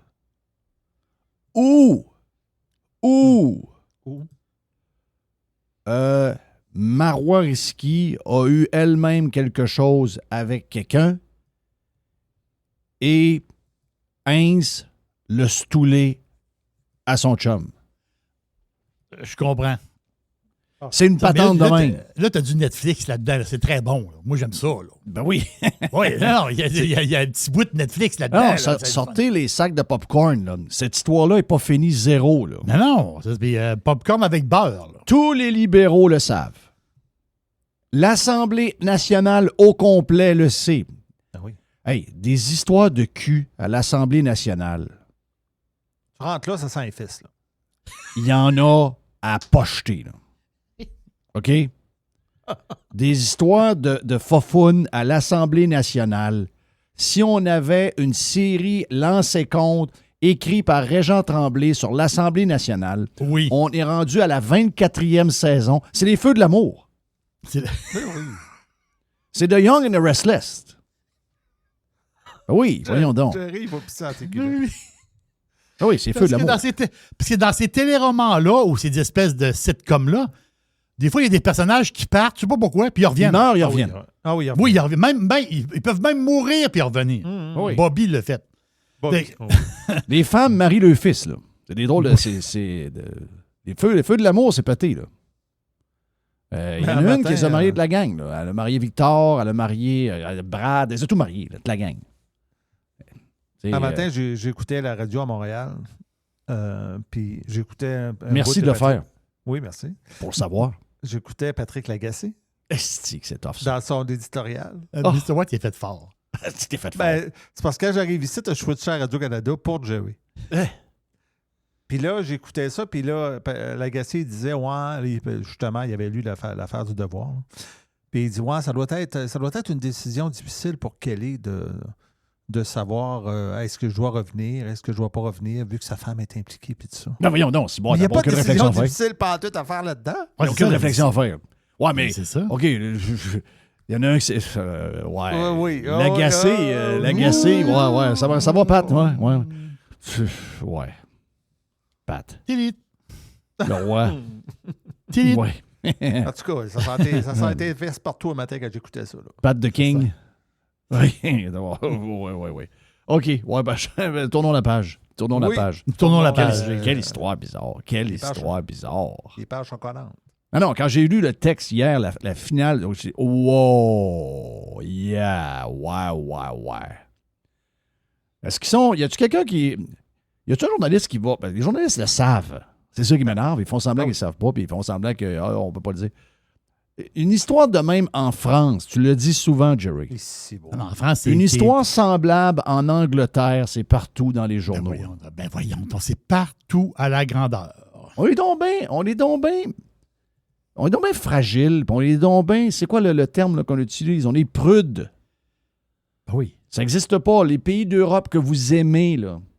Hein, vous aimez ça, l'Europe, vous vous sentez européen. Mais en Europe, là, on va dire de quoi des histoires de même, c'est dans le Sun à page 6 à grandeur. Là. Piers Morgan, le soir, en parle. Là, c'est ça. Son show de TV. Là. Ben, Kelly est à son show. Tu sais. Ben oui. C'est le même, ça se passe. Un paparazzi au Québec, t'as pas de job. Là. Non. Ben, ailleurs dans le monde, ça existe en Europe, ils t'achètent tes photos à 10 000 à 10 000 € à photo. Là. Ben oui, c'est ça. Quand tu en as des bonnes. Allez, si cette histoire-là arrive en Europe, il y a des gars cachés dans des bancs de neige en avant de la maison de Marois Risky pour savoir si le bonhomme vient coucher à la maison. Ben voyons donc. Ben oui. Il y a un gars, c'est ça. Il y a un gars, tu penses que c'est un bonhomme de neige, mais t'as un paparazzi dans le bonhomme de neige qui prend les photos. Le gars, il est dans la neige avec une carotte puis une caméra, puis il check. Là. Le père des enfants vient-tu coucher à la maison? Ben voyons, c'est sûr. Ils savent tout ça. Là. Mon feeling, c'est qu'il ne couche pas à la même place. Sinon, c'est l'affaire la plus bizarre de la Terre, que ce gars-là soit encore libéral, encore dans le parti, puis elle l'est plus. C'est ça. C'est le On gars n'a pas la même relation de couple. Non, c'est ça. Le gars, il revient, mais juste en février. Ah, je regarde la date. Là. Il part de bonne heure. Dans le même article du Devoir, je vais te lire un paragraphe que j'avais pas lu. Il parle du code d'éthique et de déontologie des membres de l'Assemblée nationale, qui prévoit que les élus ne peuvent pas s'absenter durant une période déraisonnable sans motif valable. Un problème de santé, une grossesse ou un congé parental, par exemple, peuvent justifier une absence prolongée. Okay. Mais d'autres motifs peuvent être retenus au cas par cas. Ah! TV. Ben oui, voyons. Ah, ça efface. Voyons. Ça sent. Mais c'est les feux de l'amour. OK? Là. Ah oui. L'Assemblée nationale, c'est les feux de l'amour à grandeur. C'est pas pour rien que les ministres ont toutes des pitchounettes de 24-25 ans dans l'entourage. On dirait quasiment les cheerleaders de des jeunes Dolphins. femmes. Beaucoup de jeunes femmes jeunes. Ouais, c'est les cheerleaders des Dolphins ou les cheerleaders des Cowboys. C'est quand même bizarre que c'est pas. C'est quand même bizarre qu'il n'y a pas de gars où il n'y a pas de filles grosses là. Non. Ah, il n'y a pas arrêté l'Assemblée nationale. Là. Mais non, je vais te raconter des histoires depuis toujours. Ça a toujours été ça. Là. C'est des places pour prendre un coup, c'est des places pour. L'histoire là, de la fille qui est mairesse de Longueuil avec le péquiste. Oui. Là. Oui. Elle, c'est parce que je sais pas comment ça s'est passé, là, mais à un moment donné, elle s'est dit wow. Mais ça, là, ce gars-là, là, la raison pourquoi il a fait ça, c'est pas parce qu'il est plus méchant que les autres, c'est parce que c'est de même que ça se passe dans Baptiste. Lui, pour lui, c'est tout à fait normal. C'est de même que ça se passe. Donc, lui, il pensait pas qu'il faisait du mal. Là. Il disait, ben non, c'est comme ça. C'est la culture de la place. Ah non, c'est une drôle de place. Les feux de l'amour. Autre nouvelle dans boîte, Jerry? Autre nouvelle dans la boîte, c'est l'histoire des fonctionnaires fédéraux. Bon, vous le savez, le fameux retour à temps plein des fonctionnaires, c'est pour janvier, pas janvier 2026. Tu es curieux d'entendre parler de ça? Non, mais l'affaire, c'est que... je sais que moi aussi... Non, mais moi, ça serait janvier 2026, point. Le boss du calé, tu rentres au bureau, c'est tout. Janvier 2026. Sinon, lâche ta job d'écrit. Et bonne année. Mais si tu t'es rendu au 5, 6, je ne sais pas quelle date, là, 8, je ne sais pas trop. Aucune histoire, c'est là. fini. Mais c'est pas de même, ça marche. Là, l'affaire, c'est que, oh oui, le fédéral va tenir son bout, puis tu veux dire, ça va être le temps plein pour tous les fonctionnaires fédéraux en janvier 2027. C'est ça, la nouvelle. Mais là, l'affaire, c'est que Mark Carney, Charney pour les intimes, Charney est allé jaser un peu, parce que on dirait que, je ne sais pas si c'est à chaque année qu'ils font ça, mais le PM du Canada, il va jaser avec le maire d'Ottawa. Parce que, tu sais, vu que le Parlement est à Ottawa, je ne sais pas trop quoi. Puis il y avait un genre de petit placotage là, entre le maire de... C'est comme si le maire d'Ottawa interviewait le premier ministre. C'est bon, jase un peu, telle affaire. Et à un moment donné, ça vient sur le sujet. Le retour des fonctionnaires fédéraux à temps plein. Puis Charney, il dit, moi, je suis un grand admirateur de la fonction publique. Ben oui. En partant. Et, Surprise. Il dit, on va regarder ça, là, l'histoire. Là. Il dit, dans les prochains mois, là, on va regarder ça. On va dire, c'est pas... Ça a sorti, là, la nouvelle, mais on va regarder ça. C'est ça qu'a dit Charney. Et il a dit aussi que s'il y a un retour des fonctionnaires... là, riez pas, là. Essayez de pas rire. S'il y a un retour des fonctionnaires fédéraux, ça va se faire seulement que par ancienneté. Oh! Attends un peu, là. Attends une minute, là. Donc, ça veut dire que les plus jeunes vont rentrer. Les plus 5 jeunes jours. vont rentrer au bureau et les autres vont rester en télétravail. Ah, si, c'est sûr. C'est de même, ça va marcher. Ben oui. Carney l'a dit. Donc, ça veut dire quoi? Pour faire plaisir au monde, ou pour la machine, hein? Ils vont faire rentrer les plus jeunes. Là, le plus jeune, lui, il n'a comme pas le choix. Là, il dit, mais inquiétez-vous pas. Le bedonnant de 55 ans, encrassé, lui, il ne rentrera jamais, lui, deux. Jamais qu'il va rentrer. Puis la bonne femme avec les cheveux dans les airs bizarres un peu, qui a 28 ans d'ancienneté au fédéral. Jamais qu'elle va rentrer. Elle a fait des tartes, puis elle s'est acheté 3 chiens. Là. Elle va plus travailler. Là. Pas ce qu'on comprend. Elle a reçu le chèque, puis elle va plus travailler. Elle travaille quand elle veut. Là. Fait que Charney, il le dit. Ça va marcher par ancienneté. C'est capoté, là, quand tu penses à ça. Hey, Alex Boissonneau, le gars d'Arthabasca. Le gars spécial. Un gars très spécial. Oui.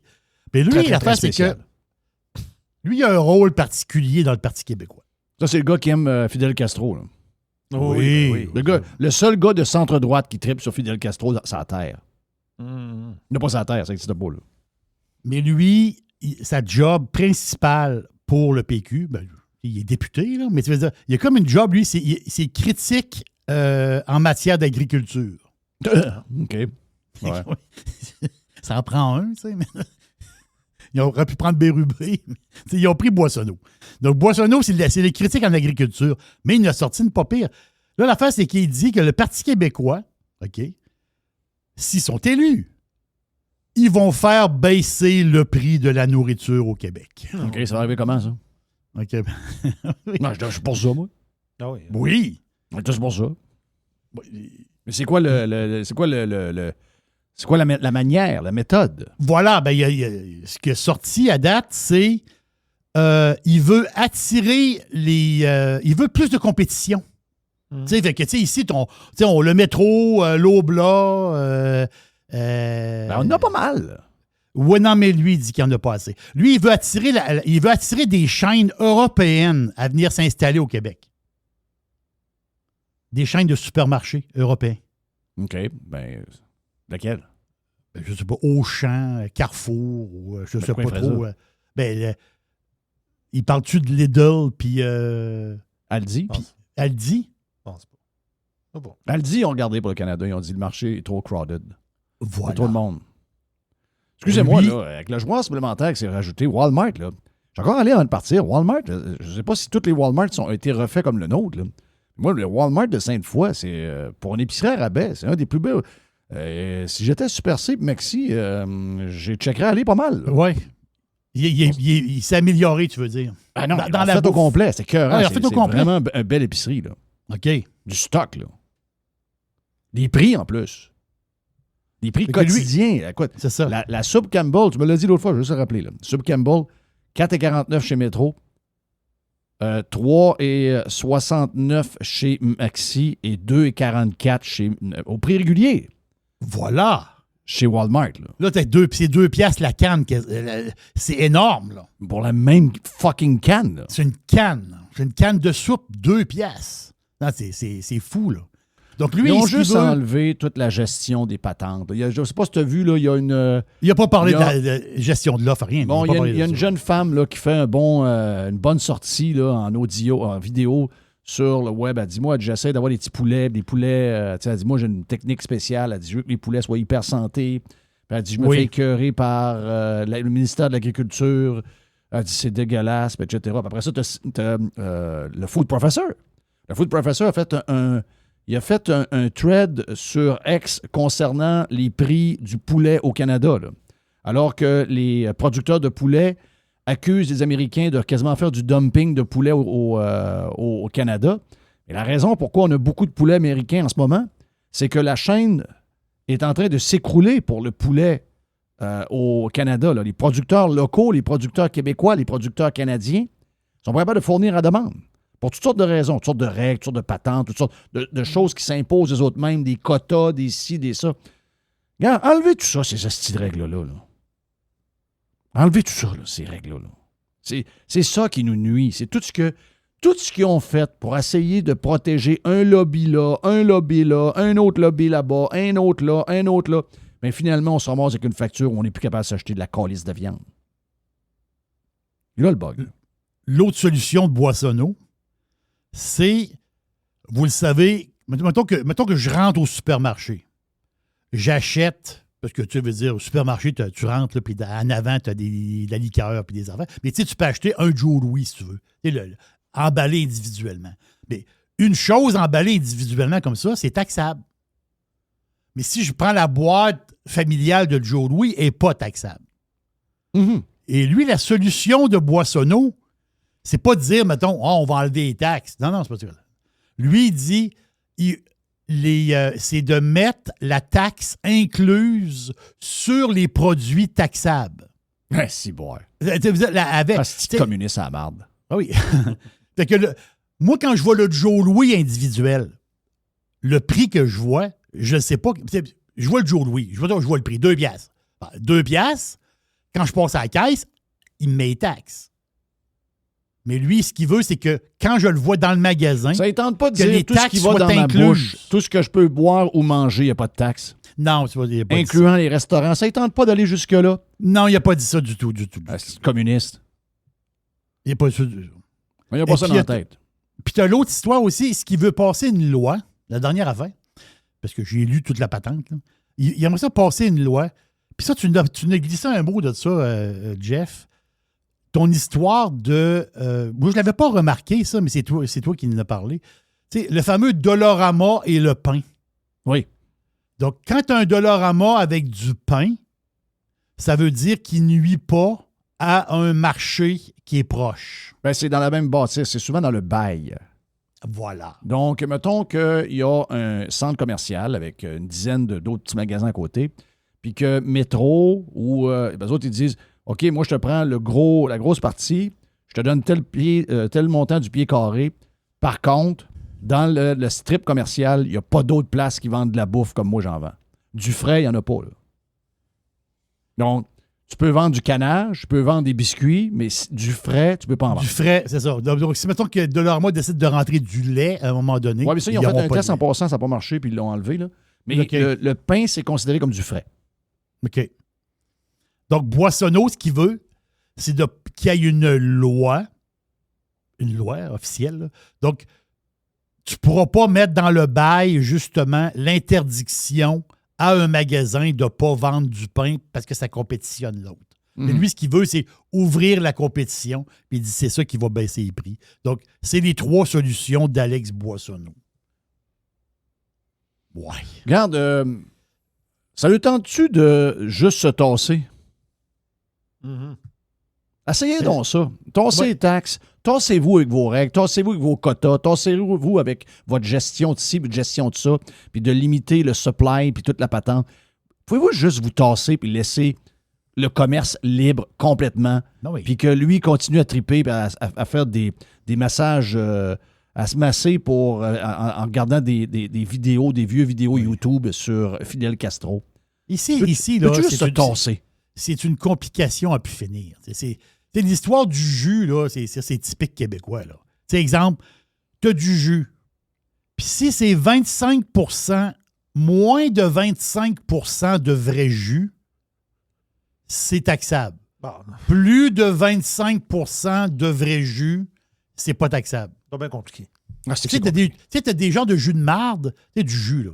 Et t'as des jus que c'est juste de la marde, mais il y a quand même 20 de vrai jus dans le jus de marde. Mais l'affaire, c'est que ce jus-là, il est taxable. Regarde, c'est pas compliqué, là. Faites confiance au monde. Un jus de marde, c'est sur une tablette. Oui. Un jus qui a de l'allure, bon, il y en a qui vont dire, ouais, mais le jus de V8, ici, ça, ils ont pas parfait. Ça, mais là, c'est sous vide, là. C'est pas pareil. Ouais, je comprends, là. Je comprends. Mais c'est pas. Un jus d'orange, la tablette, c'est sûr que c'est moins bon qu'un jus d'orange. Mais en général, de nos jours, frais. quand on achète de quoi et c'est de la merde, on le sait. Là. Oh oui. Oui, on sait. D'abord, on sait lire. Puis, tu sais. Mais Boissonneau est à côté de la traque. Là. C'est dans le sens que c'est pas ça que ça prend pour faire baisser les prix. Là. C'est accessoire, ces affaires-là. Là. C'est pas ça. Mais ça, c'est plus de gouvernement, plus d'État, plus de règles. Je comprends, il va dire, mais non, je vais enlever la règle sur entre autres, les patents. Oui, mais tu t'en vas d'un beau, d'un édifice privé. Oui, c'est là que tu t'en vas, là. Ah oui, c'est là que tu t'en tu vas. vois peut-être pas les conséquences de ça, mais je peux te dire, dans 7 ans, on va dire, regardons, comment ça que c'est arrivé, ça? Ouais, c'est parce qu'ils ont interdit dans les baux. Comment ça que le gouvernement intervenait dans des baux entre 2 compagnies privées dans un building privé? Tasse-toi! Tasse-toi! C'est quoi qu'ils apprennent pas de... Apprenez donc! Tasse-toi! Ah oui. Le gouvernement qui veut gérer tout ici, on l'a essayé depuis 40 ans. Là. Si ça marchait, on le savait. Exact. Hey, l'histoire, il faut que je vous parle de ça. On l'a vu en fin de semaine passée, l'histoire de la Coupe. Tu sais, la Coupe du monde de football. Là. Oui. C'est drôle puisque Trump, il dit football américain, c'est football. Il dit, Le nom n'est pas bon. Il dit le nom n'est pas bon. Football, Il dit le vrai football, finalement, c'est le soccer. Oui, c'est le football. Ben, il a raison, parce que football, Ben oui, ça le dit. Lui, tu sais, parce le que nombre lui, de secondes au football américain où c'est le pied qui gère, là, il n'a pas bien. C'est ça. Ouais. Fait que football, soccer. Trump, il a glissé un mot. Mais la fin, c'est que la FIFA, j'ai toujours détesté ça. J'ai toujours haï ce nom-là. C'est un nom que j'aime pas, ça. C'est un nom bizarre. La FIFA, OK, a décidé pour la Coupe du monde de l'été prochain Qu'est-ce qui va sortir? de faire un match hommage. Je cherche les mots. Là, un genre de match officiel hommage pour la communauté LGBTQ+. C'est fatigant. Donc, il va y avoir un match officiel avec les drapeaux LGBT puis toute la patente. Puis, tu sais, peut-être qu'ils vont avoir des dossards spéciaux. Puis une patente. C'est une game pour... Mais la fin, c'est qu'ils ont choisi une date. Tu sais, la FIFA a dit, on va prendre cette date-là. Puis la fin, c'est que cette date-là, c'est le groupe G qui... Puis, tu sais, t'as des... Parce que tu as plusieurs groupes, là. Tu as le groupe A, B, C, D. Et le groupe G, c'est la Belgique. Le match qui ont choisi la journée, c'est un match du groupe G. Mais dans le groupe G, tu as la Belgique, la Nouvelle-Zélande, l'Iran puis l'Égypte. Alors, t'as peu. L'Iran Mais et l'Égypte. mais la date qu'ils ont choisie, Les équipes qui jouent, c'est pas la Belgique ni la Nouvelle-Zélande qui jouent. La date qu'ils ont choisie, ça va être un match Iran-Égypte. Ouais. Et là, Ça risque de là, pas passer ça a bien, sorti, bien, ça. Ouais, mais là, la fin, il y a du monde qui ont levé. Il y a du monde qui ont levé la main. Il dit hey, réveillez-vous, Criff, la date qu'il a choisie, c'est un match Iran-Égypte. Ah oui. Puis là, les autres, la FIFA, tu sais, dire, la FIFA, ils ont dit. Alors, dis-le donc, hein. FIFA. Ils ont dit. Attends, ils ont dit mais nous autres, on l'a choisi ce match-là, cette journée-là, blablabla. Mais là, les fédérations ont levé les mains. Ah oui. Là, la fédération iranienne de soccer, ils ont dit nous autres, ça nous intéresse pas. Ouais, nous autres. Puis après ça, la fédération égyptienne, ont dit nous autres non plus. Ben non, voyons, c'est sûr. Voyons, tu sais, quand tu l'as dit, j'ai dit wow. Anyway, là, prenez-vous le Canada contre la France. Ils vont dire oui, les autres. Oh, oui, ben oui, hier, au match du Canadien, c'était la chorale gay qui chantait l'hymne national. Arrête. Chorale gay. Ben oui, mais on ne savait pas que ça existait. C'est quoi ça? C'était la chorale gay de Montréal. Non, ça il n'y avait pas de... Qu'un rapport, la chorale gay. Ben oui, c'est... Même, entre vous et moi, même les gays trouvent ça cave, là. Ah oui, pourquoi faire une chorale gay? Il va y en avoir des gays dans votre chorale, anyway, ça change quoi? Faites une chorale normale, puis à travers, il va y avoir une couple de gays, là. Ben oui, c'est... Anyway, ils sont dans une chorale. C'est ça. Ça arrive. OK, Oui. ah oui. Ça doit Oui, pour la boîte. Vu de même. Ah. La boîte, Oui, c'est la boîte. c'est la boîte. Regarde, il y a plein d'affaires la boîte. C'était une belle... Moi, je trouve que c'est une belle boîte, ça. C'est une boîte gay. Ouais, c'était une Hey, boîte. on devrait en faire une fois par semaine, une boîte gay. Ah oui? Ouais. Oui, avec un thème. Oui, ben Oui, oui. c'est... Une boîte arc-en-ciel gay. Pourquoi pas? Commandité par la FIFA. C'est juste des gay news. Nous autres, on est. Radio Pirate, on est plus ouvert que tout le monde. On a même la boîte gay, là, c'est Oui, les gay news. Iran-Égypte. Ouais. Il n'en revenait pas aussi. Je dis, Chris, la FIFA aussi. La Moi, FIFA. je vais avoir un petit feature, monsieur et madame, dans ça. Oui, tu vas te fier. Oui, pourquoi pas. Voilà pour la boîte. Thank you, man. Il y a une petite boîte. Il y a une petite boîte. Il y a une petite boîte. What's this machine do? Your attention, please. Thank you. Pirate. Radiopirate.com